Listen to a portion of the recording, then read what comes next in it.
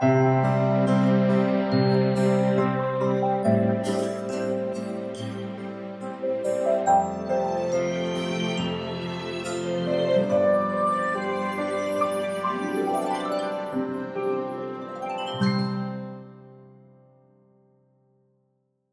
dans le Seigneur, bonjour. Ravi de vous retrouver à nouveau dans cette tranche d'émission qui s'intitule « Du fond du cœur ». Priez ensemble avec moi. Seigneur, merci pour ce temps que tu nous donnes. Nous prions que tu puisses bénir ces moments. À toi seul soit la louange, à toi seul soit la gloire, dans le nom de Jésus. Amen. Comme je l'ai dit tout à l'heure, je suis ravi de vous retrouver encore pour que tous ensemble nous puissions écouter et partager les Saintes Écritures. Et le Seigneur m'a mis dans mon cœur de pouvoir nous partager sur ce thème, qui est un thème que je trouve très profond. Jésus, un homme habitué à la montagne. J'aimerais que nous puissions lire Marc, chapitre 3. Nous lirons que 2 versets, les versets 13 et les versets 14. Marc, chapitre 3, verset 13, verset 14 nous dit ceci. Il monta ensuite sur la montagne et appela ceux qu'il voulut, et ils vinrent auprès de lui. Il en établit 12 pour les avoir avec lui et pour les envoyer prêcher avec le pouvoir de chasser les démons. Amen. Jésus, un homme habitué à la montagne. Lorsqu'on prend le temps de lire les évangiles, nous constatons que Jésus, c'était quelqu'un qui aimait souvent laisser ses disciples pour s'écarter. Il montait à la montagne pour prier. Il voulait avoir le temps pour parler à son Père. Et lorsqu'on lit ces textes des Écritures, ces 2 versets, la Bible nous enseigne quelque chose de formidable. La Bible nous dit, il monta ensuite sur la montagne et après, il appela ce qu'il voulut. Donc, on voit dans ces versets 2 phases importantes du ministère de Jésus. La première phase, c'est que Jésus monte à la montagne avant de choisir ses disciples. Frères et sœurs, qu'est-ce que cela nous enseigne?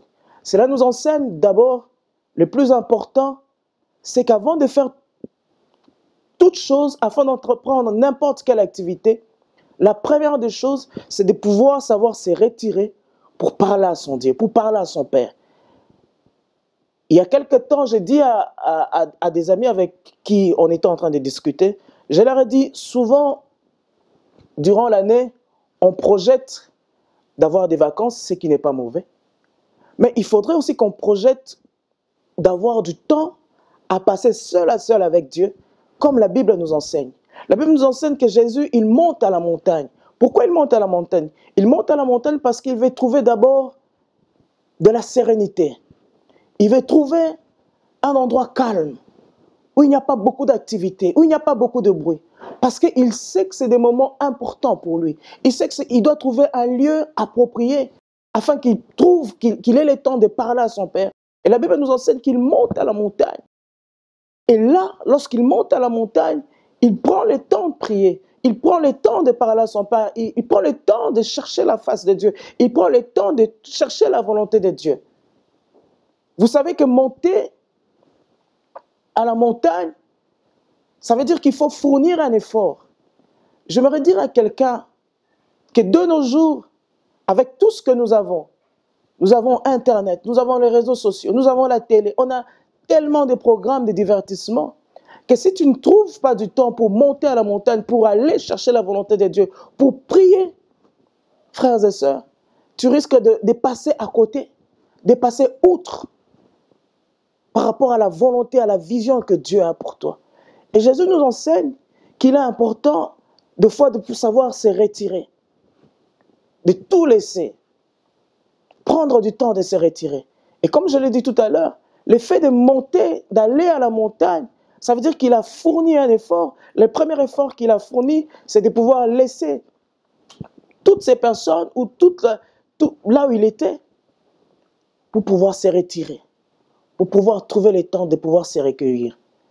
Et la Bible nous enseigne qu'après là est intervenu le choix. Ça veut dire que s'il n'avait pas pris le temps de monter à la montagne, je ne sais pas quel type de personne il allait choisir. Frères et sœurs, avant de prendre des décisions dans la vie, avant de prendre de grandes décisions dans la vie, parce que la décision que Jésus a prise par rapport au choix des disciples était une décision importante.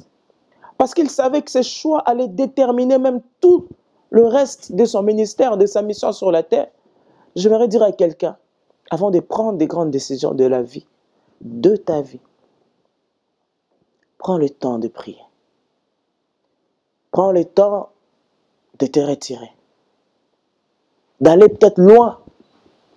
Ou même si tu es là, mais prends le temps de faire comme le Seigneur.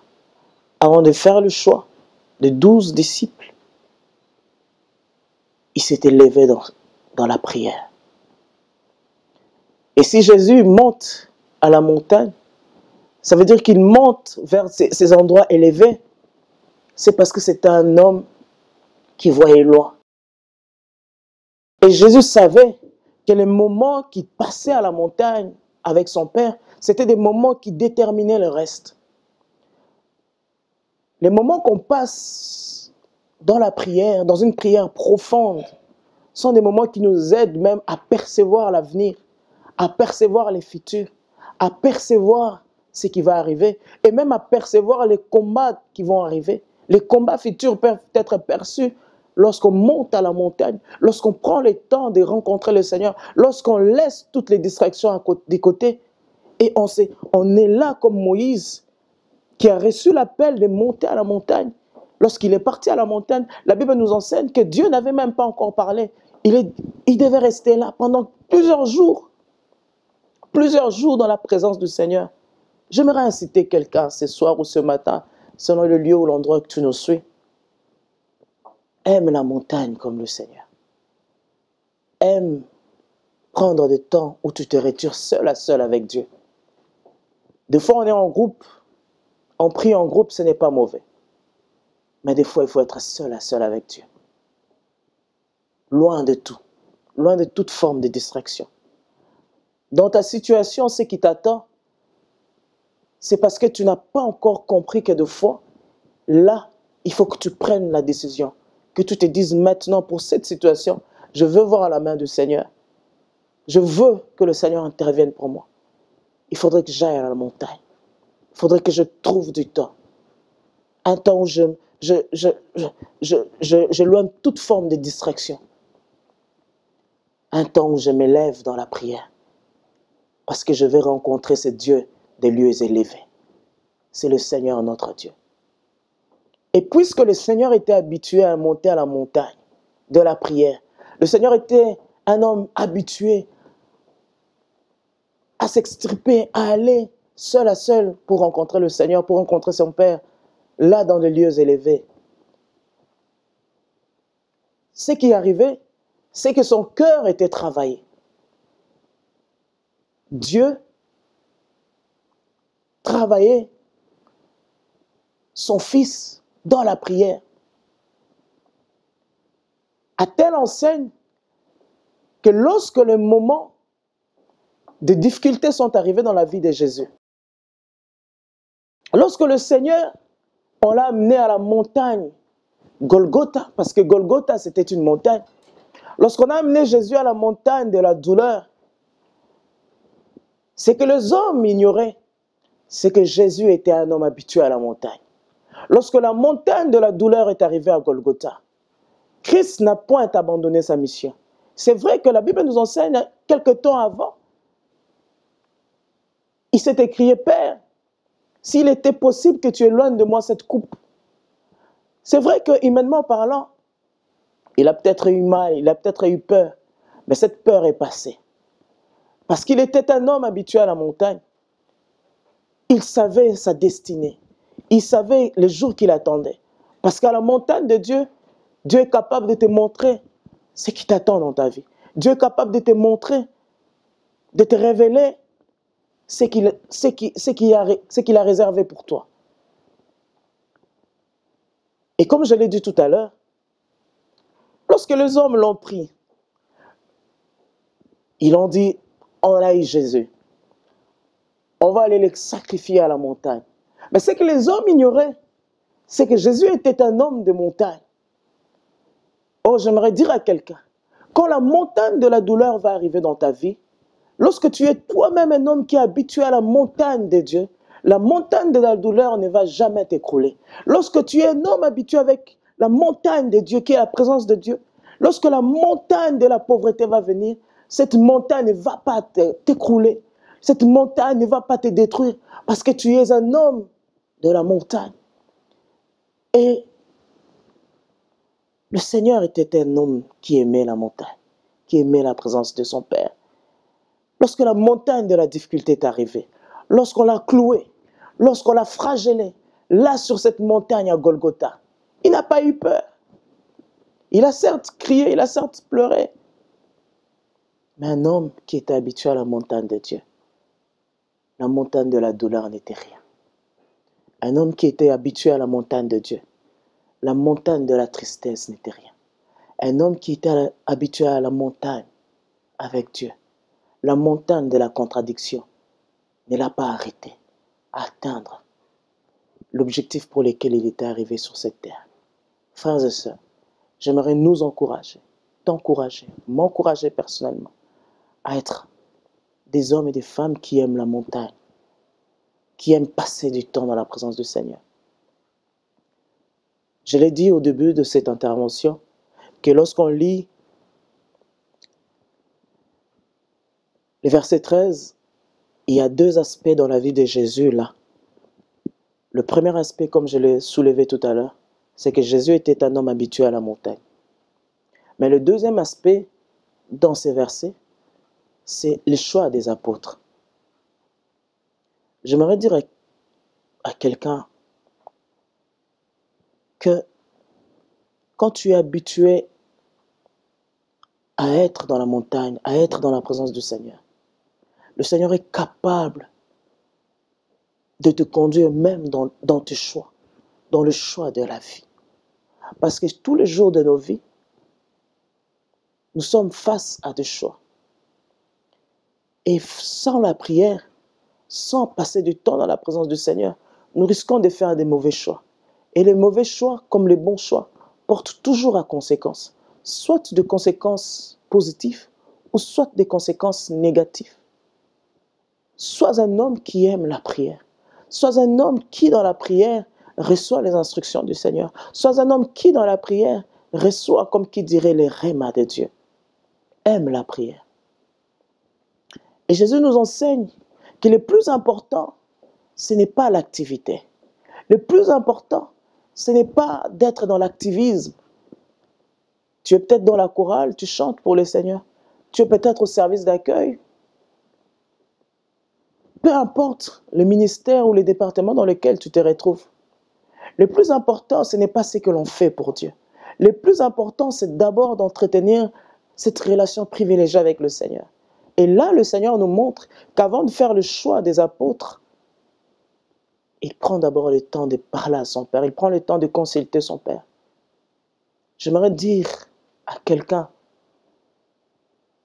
l'activité, c'est bien. Mais ne tombons pas dans l'activisme. Soyons des hommes et des femmes qui prennent le temps d'avoir une relation profonde avec Dieu. Parce que c'est le plus important. C'est ce qui détermine le reste. Et si Christ a pris le temps de prier pour les apôtres, et que malgré qu'il avait pris le temps de prier pour les apôtres, il y en a un qui s'est retrouvé parmi les 12, ici je parle de Judas, qui a même vendu le Seigneur. À combien plus forte raison, nous, pour les décisions importantes de nos vies, ne devrions-nous pas prendre du temps pour prier le Seigneur, pour chercher la volonté de Dieu, pour crier à Dieu, pour dire « Seigneur, s'il te plaît, aide-moi à ne pas commettre d'erreur dans le choix que je dois faire. » Quels que soient les domaines de choix que nous pouvons faire, que ce soit le choix au niveau pour le mariage, que ce soit le choix pour le travail, que ce soit le choix pour nos amis, ce dont nous avons le plus besoin, c'est de savoir monter à la montagne de Dieu. pour recevoir le conseil qui vient du Seigneur. Bien-aimé dans le Seigneur, la présence de Dieu, c'est le plus important avant de faire quoi que ce soit. La présence de Dieu, c'est dont nous avons besoin. La présence de Dieu, il n'y a rien de plus important que la présence de Dieu. Je dis au Seigneur, Seigneur, aide-moi à ne pas être dans l'activisme, à ne pas être dans l'activité. Avant toute chose, monter à la montagne de Dieu, rencontrer le Seigneur. Et j'aimerais faire comme Moïse. Lorsqu'il est monté à la montagne de Dieu, Dieu n'a pas parlé d'abord. Il est resté là. Savoir rester dans la présence de Dieu. Savoir rester, demeurer dans la présence de Dieu. Ne pas sortir vite de la présence de Dieu. Rester là. Même lorsque Dieu ne dit rien, tu restes là, comblé de sa présence, environné de sa présence. Et alors, après, puisque Dieu parle dans sa présence, recevoir ses instructions. Et alors, après, agir. Car agir ne vient qu'après. Agir ne doit jamais venir avant. Faisons comme le Seigneur. Il monte à la montagne et après il fait le choix des disciples. Si avant tu choisissais, sans pour autant que tu prennes le temps de prier, fais comme le Seigneur Jésus. Prends le temps de prier. Et quand tu auras prié, dans la prière, quand tu auras reçu ces instructions, alors après agis. Que le Seigneur nous bénisse. Nous allons prier. Seigneur, fais de nous des hommes et des femmes qui aiment la prière, qui aiment se retirer, qui aiment des moments de qualité avec toi. Que l'honneur, la louange ne reviennent qu'à toi. Dans le nom de Jésus, nous avons ainsi prié. Amen. Frères et sœurs, à bientôt et que le Seigneur nous bénisse. Au revoir.